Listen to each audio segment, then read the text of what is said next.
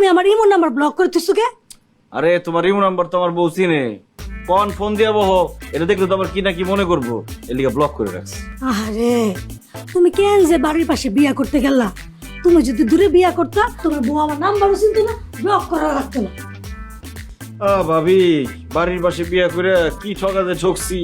একটু আগে আমার শ্বশুরের 3 বছর আগের বাকির টাকা দিয়ে আসতে হইলো। কমলা এই জন্যই আমার চাচতো ভাই আমার বিয়া করার লেগে অনেক পটান পড়াইছে। আমি রাজি হই নাই, কারণ বাড়ির পাশে বিয়া করতে হইব দেখা। কি আমরা ভালো করছি না? যাই হোক, তোমার লগে তোমার বোর সংসার জীবন কেমন চলতেছে? জঘন্য, অতি জঘন্য। আগে বাঘ ছিলাম, এখন বিড়াল হয়ে গেছি। আগে মুক্ত ছিলাম, এখন বন্দী হয়ে গেছি। আগে ভালো মানুষ ছিলাম, এখন মনে হয় ঘরের মধ্যে একটা ভূত নিয়ে ঘুরতেছি। আমার বোনরে ফালাইয়া এইখানে বসে কমলা ভাবের সাথে টাঙ্কি মারো দোলা ভাই।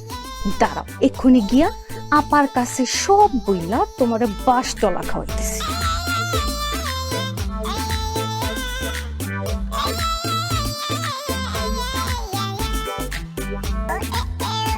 দে দে, তুই ঘর ঝাড়ুই দিয়া যা, উঠান ঝাড়ুই দিয়া যা। আর তোর জামাই ওইদিকে রঙ্গলীলা চালাইতেছে।